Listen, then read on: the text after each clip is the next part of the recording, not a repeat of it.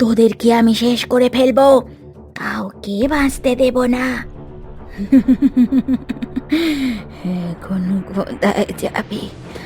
আমাদের হাত থেকে তোদের আর রক্ষা নেই, রক্ষা নেই। কিরে ঘটা, ছাতাটা একটু ভালো করে ধর, আমি যে একেবারে ভিজে যাচ্ছি। হ্যাঁ হ্যাঁ ছোটোবাবু, ভালো করেই তো ধরছি, নইলে আমার যে আর রক্ষে থাকবে না।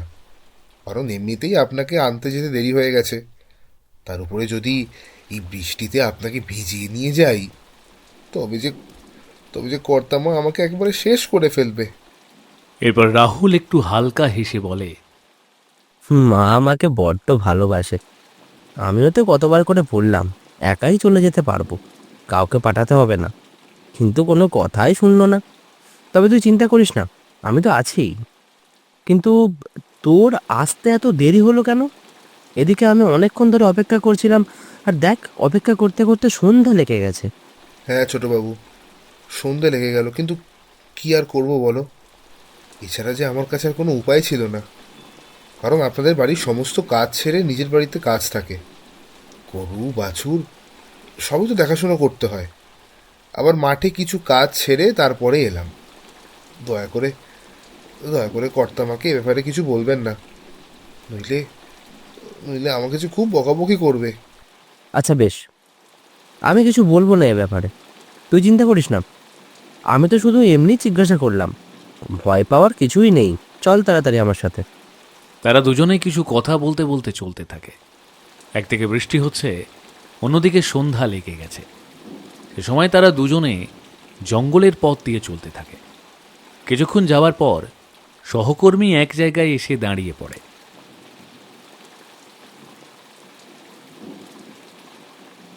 কি হলো, দাঁড়িয়ে পড়লি যে? ছোটবাবু, কিছু মনে করো না, কর্তামা আপনাকে এই পথ দিয়ে যেতে বারণ করেছে, তাই আমাদের অন্য পথ দিয়ে যেতে হবে। কিন্তু কেন? আমি তা জানি না, কিন্তু কর্তামা আমাকে বারবার করে বলে দিয়েছে আমি যেন আপনাকে এই পথ দিয়ে নিয়ে না যাই। মা আমাকে এই পথ দিয়ে যেতে কেন বারণ করেছে আমি বুঝতে পারছি না। তবে এই পথ দিয়ে গেলে খুব তাড়াতাড়ি বাড়ি পৌঁছানো যাবে। হ্যাঁ ছোটবাবু, আপনি ঠিকই বলেছেন, এই রাস্তা দিয়ে গেলে তাড়াতাড়ি বাড়ি পৌঁছানো যাবে, কিন্তু মায়ের আদেশ আপনাকে অন্য পথ দিয়ে যেতে হবে। মায়ের মাথায় কখন যে কোন ভূত চেপে বসে কি জানি। চল চল, তবে অন্য পথ দিয়েই যাই। এরপর তারা দুজনেই অন্য একটি পথ দিয়ে চলতে থাকে এবং বাড়ি পৌঁছে যায়।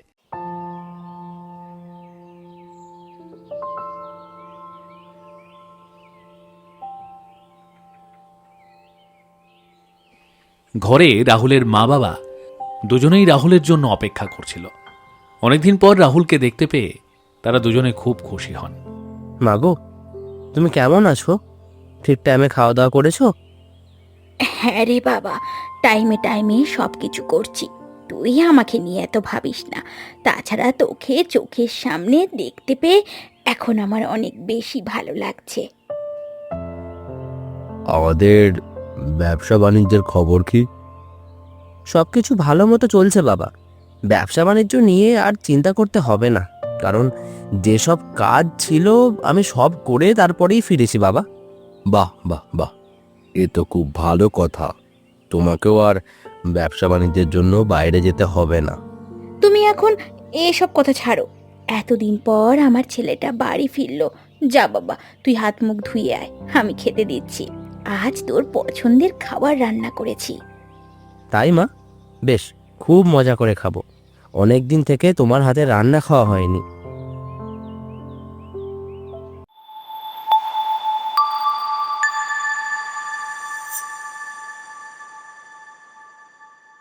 পরের দিন সকালবেলা রাহুল সোনালীর সাথে দেখা করতে যায়। ঠাকুমা, ও ঠাকুমা, কোথায় গেলে? দেখো আমি চলে এসেছি। তুমি না বলেছিলে আমি আর আসবো না? দেখো চলে এসেছি।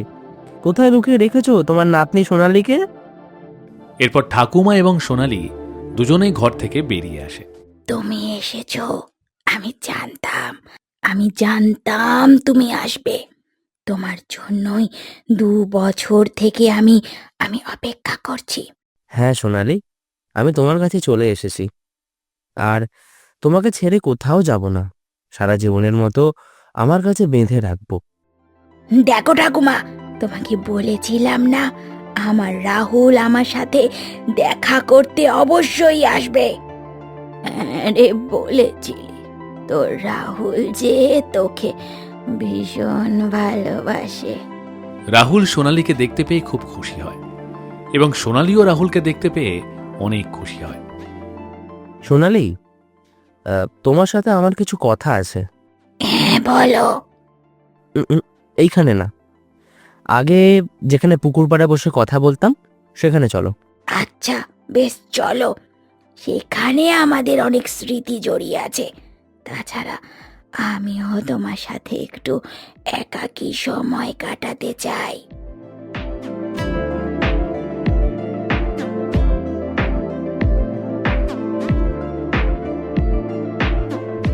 আর এইসব ঘটনা এবং কথাবার্তা গ্রামের এক প্রতিবেশী রঘু কাকা দূর থেকে দেখছিলেন, কিন্তু তিনি কোনো কিছু না বলে সেখান থেকে চলে যান।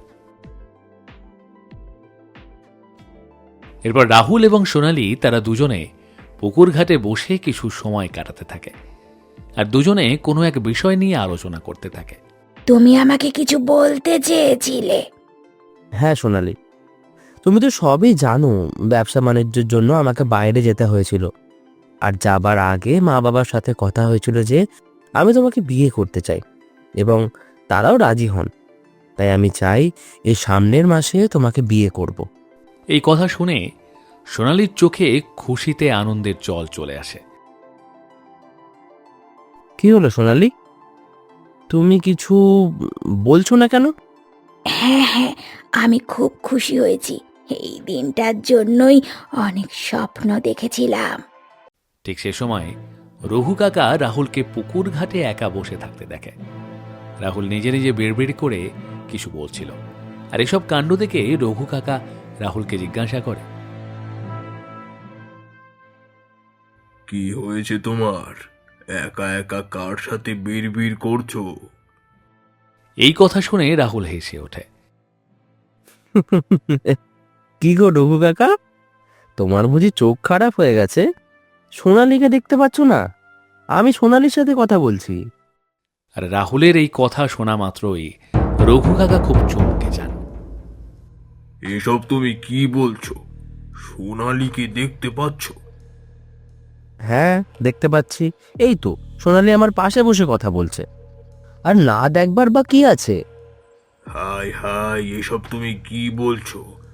তুমি কি সোনালীর ব্যাপারে কিছুই জানো না? এই কথা বলা মাত্রই রাহুল আর সোনালীকে দেখতে পায় না। সে হঠাৎ করে উধাও হয়ে যায়। সোনালী, সোনালী, তুমি কোথায় গেলে সোনালী? আমার কাছে ফিরে এসো, আমি তোমাকে দেখতে পাচ্ছি না কেন?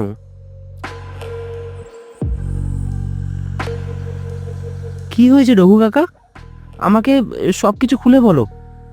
সঠিক কি হয়েছিল আমিও ভালো করে জানি না, তবে 2 বছর থেকে সোনালী এবং তোর ঠাকুমা দুজনকে আর খুঁজে পাওয়া যায়নি। কেউ কেউ বলে সোনালী অন্য কারোর সাথে পালিয়ে গেছে, আবার কারো কারো মুখে শোনা যায় সোনালী আর ঠাকুমা এরা দুজনে হয়তো বেঁচে নেই, কোনো এক দুর্ঘটনায় মারা গেছে। এ কথা শোনা মাত্রই রাহুলের পায়ের তলার মাটি যেন একদম সরে যায়। সে খুব কষ্ট পায় আর জোরে জোরে কাঁদতে থাকে। সোনালী, সোনালী, তুমি আমাকে ছেড়ে কোথায় চলে গেলে? আমি জানি তুমি আমাকে ছেড়ে কোথাও যেতে পারো না, তোমার কখনো কিছু হতে পারে না। রাহুল খুব কষ্টে ভেঙে পড়ে। নিজের মনকে শান্ত করো। আমি বুঝতে পারছি তোমার খুব খারাপ লাগছে, কিন্তু কি আর করবে বলো? সোনালী তোমার কথা না ভেবে হয়তো অন্য কারোর সাথে বিয়ে করে সুখী রয়েছে, আর তুমি তার স্মৃতি নিয়ে এই পুকুর ঘাটে বসে আছো। এসব মিথ্যে কথা। সোনালী আমাকে ছেড়ে অন্য কাউকে বিয়ে করতেই পারে না, আমি বিশ্বাস করি না।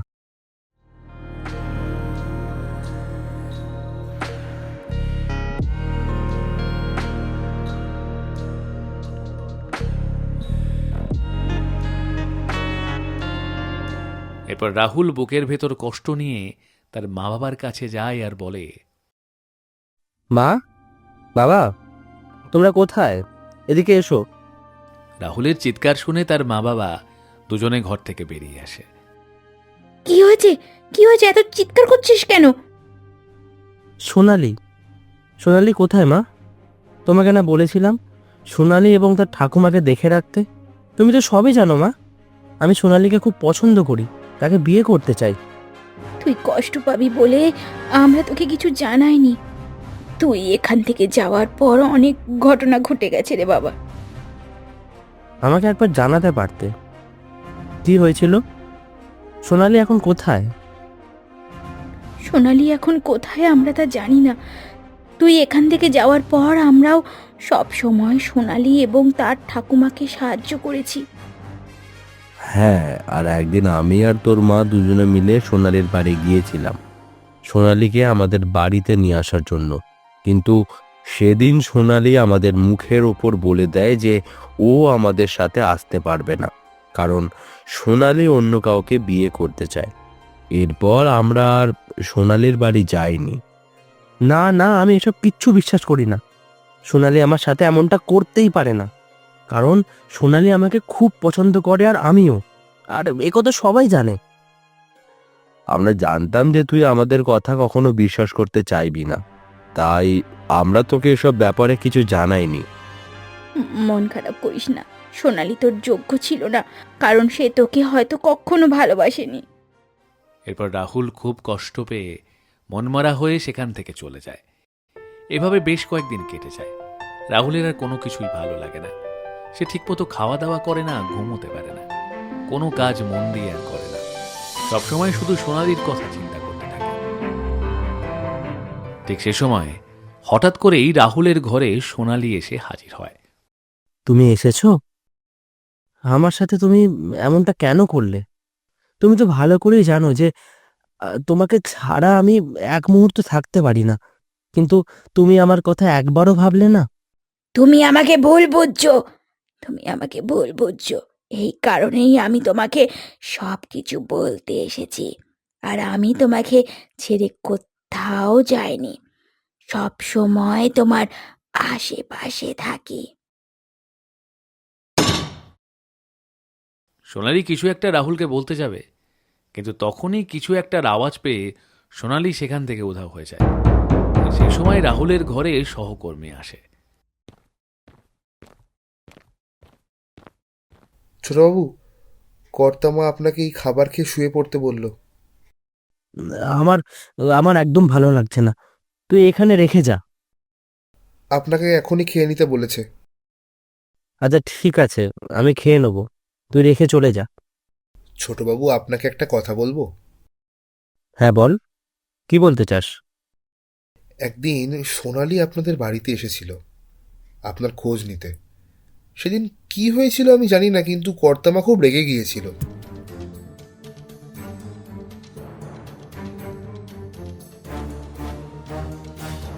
এই কথা বলে সহকর্মী সেখান থেকে চলে যায় আর রাহুল ঘুমিয়ে পড়ে।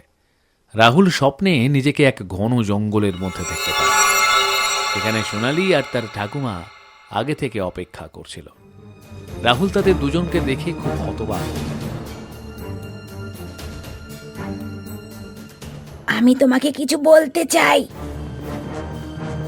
তুমি আমাকে আর কি বলবে? আমাদের সাথে যেসব ঘটনা ঘটেছে সেসব তোমার জানা উচিত, কারণ তোমার সাহায্য ছাড়া আমি কখনোই প্রতিশোধ নিতে পারবো না। প্রতিশোধ মানে? হ্যাঁ, প্রতিশোধ। যতক্ষণ না আমি প্রতিশোধ নিতে পারছি ততক্ষণ আমি মুক্তি পাবো না। এইসব তুমি কি বলছো? আমি তো কিছুই বুঝতে পারছি না। হ্যাঁ, আমি ঠিকই বলছি, কারণ এই পৃথিবী থেকে তোমার মা বাবা আমাকে আর আমার ঠাকুমাকে চিরকালের মতো সরিয়ে দিয়েছে। এই কথা শুনে রাহুল নিজের কানকে বিশ্বাস করতে পারছে না যে রাহুল ঠিক শুনছে কিনা। ঠিক সেই মুহূর্তে তার মাথায় যেন বড় বিশাল এক আকাশ ভেঙে পড়ে।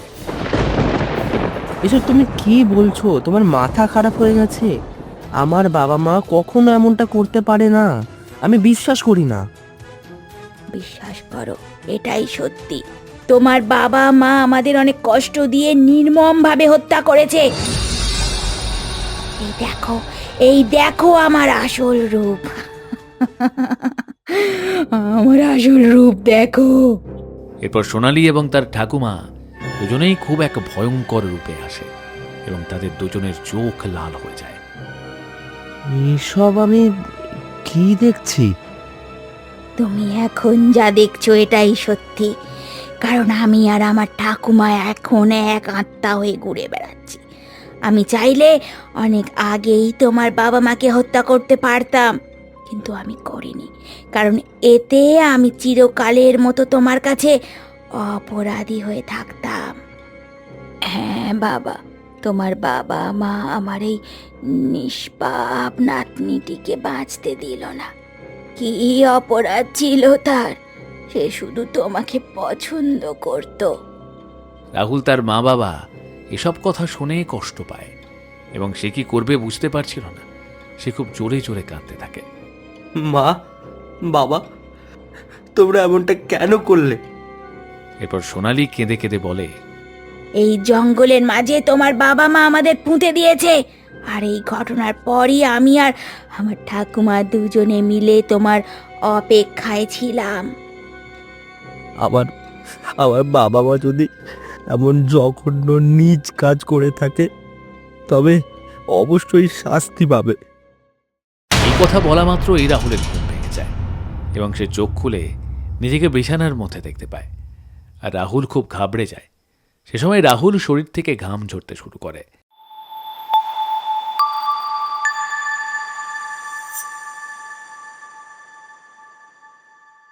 তোমরা এমনটা করতে পারলে?